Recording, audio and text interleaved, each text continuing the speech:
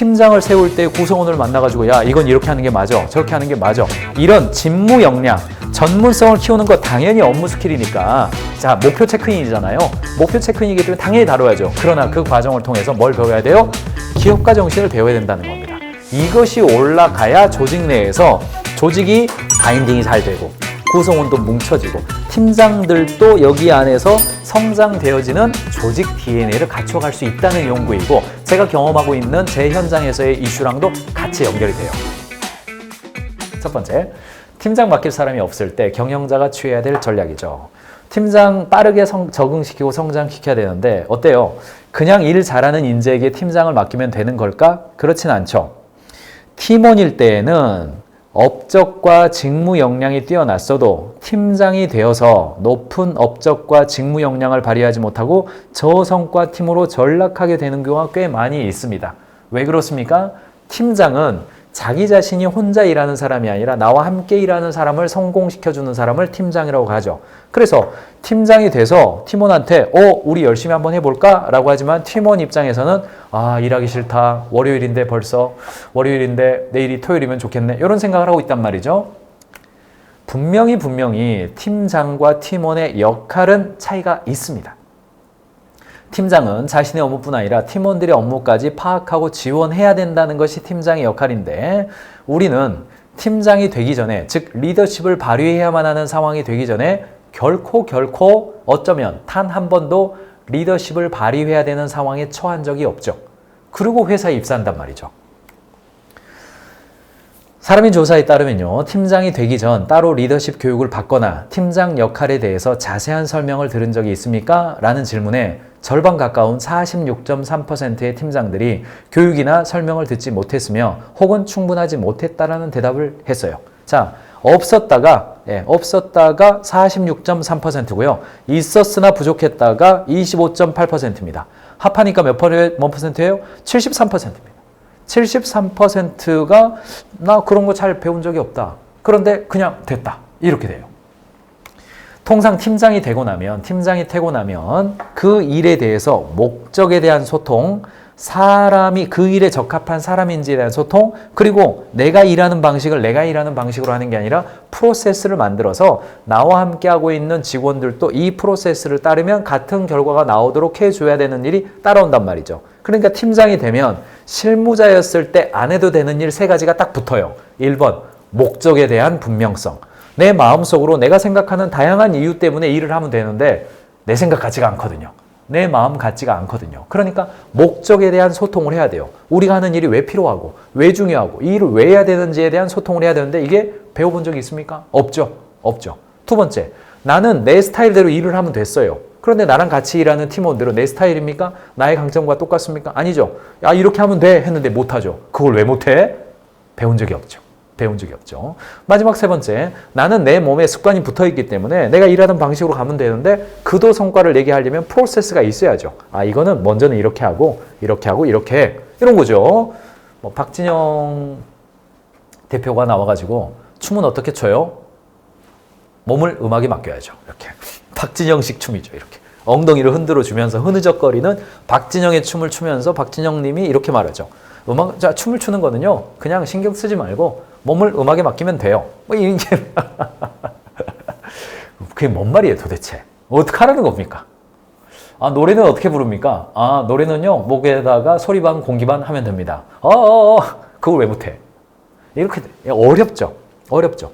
팀장이 되면, 관리자가 되면 목적에 대한 소통, 사람에 대한 강점 파악, 그리고 프로세스에 대한 정확한 흐름, 이 3가지가 돼야 되는데 배운 적이 없죠.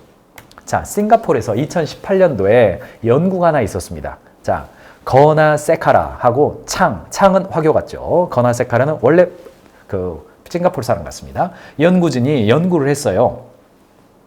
보니까 10개의 중소 IT 테크 기업에서 연구를 했는데 팀장 20명과 팀원 100명을 대상으로 설문조사도 하고 현장 관찰도 했어요. 조사 대상이 많지는 않았지만 동양권에서의 한 연구이기 때문에 우리에게 가까이 오기 때문에 가까운 걸 가져와 봤습니다. 보니까 분산형 리더십이 디스트리뷰티드 리더십입니다. 적용 여부를 봤어요. 그러니까 팀장과 회사가 그냥 위에서 시키는 대로 해라 라고 하느냐, 아니면 각 팀장들이 자기만의 스타일대로 리더십을 발휘하느냐, 그 연구입니다.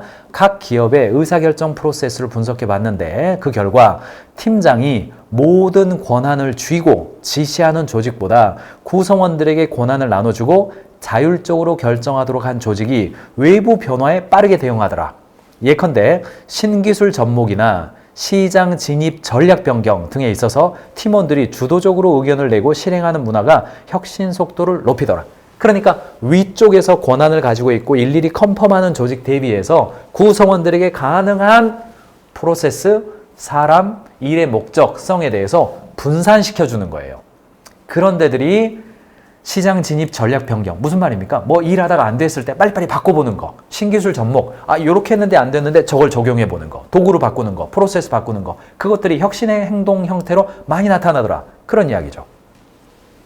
분산형 리더십이 팀장을 무력화시키는 것이 아니라 팀장을 촉진자, 조율자 역할로 전환시켜 줌으로써 팀 역량을 최대화한다고 설명했어요. 특히 스타트업처럼 리스크가 큰 환경에서는 팀장의 한손 리더십보다 팀원 역량을 결집하는 분산형 방식이 더 효과적이었다. 설문조사 응답자 중 78%가 책임과 권한을 부여받았을 때 주인의식이 훨씬 강하게 느낀다라고 대답했어요.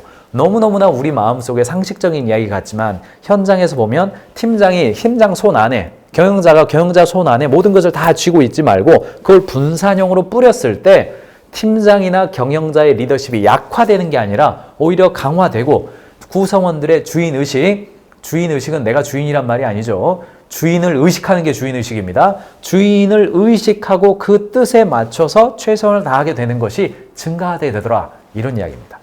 태평양 건너서 애플도요, 재량적 리더십 모델이라는 걸 사용을 했습니다. 퍼블리 자료 한 페이지만 가져왔습니다. 애플도 재량적 리더십이라는 표현을 썼는데 보세요. 자, 오른쪽에는 전문 지식이 낮은 거고 왼쪽에는 전문 지식이 높아요. 위쪽은 디테일에 깊숙이 개입해요. 아래쪽은 디테일에 깊숙하게 개입하지 않아요. 그러면 일단 전문 지식이 낮고 디테일에 깊숙이 개입하는 게 학습 업무입니다. 가르칠 때가 있어요. 그러니까 요거는 러닝박스입니다. 소통하는 거예요. 팀장이 요거는 네가 전문 지식이 좀 낮고 내가 디테일로 깊게 들어가서 네가 성장하도록 해줄게. 학습 업무 박스예요. 이 일은 하기는 하지만 자, 현재 리더의 전문 지식을 넘어서는 업무로 리더가 학습한 이후에 담당 업무로 이동하는 업무예요. 학습 박스예요. 너 뭐 약간 이게 좀 전문 지식이 아직은 낮고 그러니까 학습 업무 박스로 여기고 열심히 배우면서 한번 해보자. 그렇죠. 그 다음에 전문 지식은 낮은데 디테일에 깊숙하게 개입하지 않아요. 이거는 전문 지식이 많이 필요하지도 않고 이게 뭐 디테일하게 나도 관여하지 않을 테니까 그냥 가지고 있는 역량을 통해서 기본적으로 좀 해봐. 뭐예요? 필요한 역량을 가진 직원에게 전적으로 위임하고 리더는 진행 상황을 모니터링하는 업무예요. 왼쪽으로 가면 전문 지식이 높은 사람을 대할 때예요. 전문 지식이 높아요. 그리고 디테일에 깊숙이 가입해요. 그러면 이게 오닝 박스죠. 담당 업무예요. 담당 업무. 그리고 아래로 내려가면 교육 업무 박스예요. 티칭 박스예요. 뭡니까? 리더가 직접 수행하는 핵심 업무, 수행 가능한 직원에게 지침과 피드백을 주면서 이관하는 업무가 되겠습니다. 그러니까 애플에서도 구성원이 가지고 있는 전문 지식 혹은 디테일로 깊게 개입하느냐 마냐에 대해서 구별을 해서 어떤 일은 학습 업무, 위임 업무, 담당 업무, 교육 업무의 형태로 구별해서 관리했다는 거예요. 그러니까 현장에서 팀장이 구성원들에게 이것은 믿고 맡겨줄 사항이냐 아니면 구체적으로 들어가서 티칭하고 뭐 디테일하게 관리하고 막 이렇게 하는 사항이냐 싸우지 말라는 거예요. 싸우지 말고 뭐 해라? 요런 케이스는 그런 거야. 이거는 학습 박스야. 이거는 담당 업무 박스야. 이건 위임 박스야. 이거는 교육 박스야. 나눠가지고 관리했다는 거예요. 애플도 고민이 깊었다는 이야기입니다. 팀장으로서의 부담을 줄여주고 빠르게 적응하는 전략이죠. 역할과 업무를 구별하고 분배하는 전략을 활용을 통해서 팀장이 모든 걸 혼자 해야 된다는 부담을 줄여주는 겁니다. 그래서 경영자는요, 우리가 아직 팀장 세울 사람이 없다. 그러면 지금 이 단계에서는 당연히 없다. 팀장으로 원래 태어난 사람들은 없고 우리 회사에 입사해서 우리 회사에서 일하는 과정 자체가 나중에 팀장이 될 수 있는 자격을 갖추는 과정이 되게끔 하자. 그래서 뭡니까? 알보시고가 중요한 겁니다. 팀 원일 때 경영자가 알려주고 보여주고 시켜보고 고쳐주는 겁니다. 이게 배우는 학습의 과정이거든요. 그러면 당연히 직원 입장에서는 질관해줘 하면 됩니다. 질문하고 관찰하고 해보고 조언 듣기의 과정을 반복할수록 이제 그 과정을 내가 재생산하는 거예요. 경영자가 팀장 될 사람에 대해서 알보시고를 잘한 회사가 그 실무자가 팀장이 되어서도 나머지 구성원들에게 알보시고를 잘 해주는 거죠. 왜요? 자기가 본 게 그거니까 가능하다는 거예요. 피터 드러커는 성과를 내는 역량에 대해서 두 가지 차원으로 구별해서 설명을 했습니다. 이건 너무너무나 명확해가지고요. 여러분들도 단순한 틀이니까 외워두시는 게 좋을 것 같습니다. 세로축에다 뭘 놨냐면 조직 역량이라고 불렀습니다. 기업가 마인드는 어디서 커지는가? 자, 가로축은 직무 역량이라고 불렀어요. 일반적으로 우리는 직무 역량을 두고 전문성이라고 표현을 합니다만 저는 100% 동의하지는 않습니다. 전문성은 제가 볼 때는 직무 역량과 조직 역량이 붙어 있어야 전문성이라고 불러요. 그러나 일반적으로 쓰는 표현이니까 저도 이쪽에다가 전문성이라고 해보겠습니다. 조직 역량을 우린 일반적으로 리더십이라고 부릅니다. 리더십이라고 불러요. 다른 한편으로 직무 역량을 다른 한편으로는 업무 스킬이라고 부르기도 하고 역량이라고도 부르기도 합니다. 조직 역량을 다른 한편으로 인성이라고 부르기도 하고 혹은 성품이라고도 부르게 해요. 그렇다면 양쪽 다 아닌 사람이 있죠. 양쪽 다 있는 사람이 있죠. 양쪽 다 아닌 사람은 퇴출되겠습니다. 퇴출되겠습니다. 가능한 빨리 퇴출하시기 바랍니다. 이런 사람 없죠. 사실은 없습니다. 그런데 여기 있죠. 이거를 우리는 리더라고 부릅니다. 이게 이제 팀장 세우는 거잖아요. 제가 팀장이라고 표현을 합니다만 부서장이기도 하고 본부장이기도 하고 실장이기도 하고 다양한 소장님이기도 하고 아무튼 사람을 맡길 수 있는 사람이라고 팀장의 정의를 내리죠. 둘 다 좋으면 얼마나 좋겠습니까?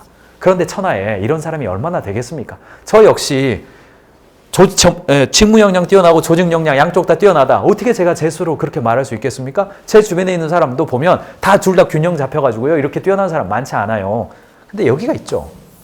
조직 역량은 뛰어난데 직무 역량이 좀 낮아요. 자기 업무 스킬은 좀 약한데 다른 사람들을 포용하고 다른 사람들이 뛰어오를 수 있도록 날아오를 수 있도록 돕는 데 굉장히 좋은 사람이 있다고요. 그런 사람을 피터 드러커는 관리자라고 불렀어요.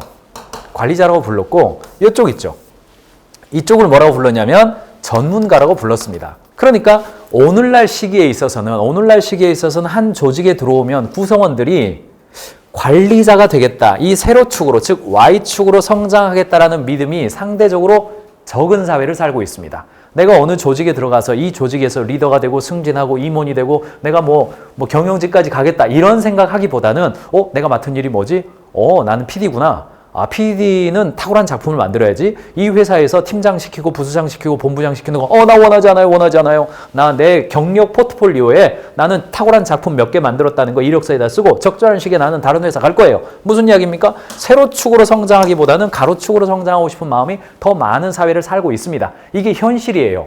그게 바람직하다 바람직하지 않다를 떠나서 이게 현실이므로 조직 내에서 팀장을 세울 때 가르쳐야 될 게 뭐냐? 그것은 바로 조직 역량이라는 겁니다. 즉, 이 조직 역량을 구성하는 요소가 아까 연구에서 말씀드렸습니다만 기업가 정신, 창의성, 인간관계, 고객 지향, 커뮤니케이션, 스트레스 극복, 리더십 이런 요소들이 세로축을 올리는 요소들이잖아요. 이런 요소들이.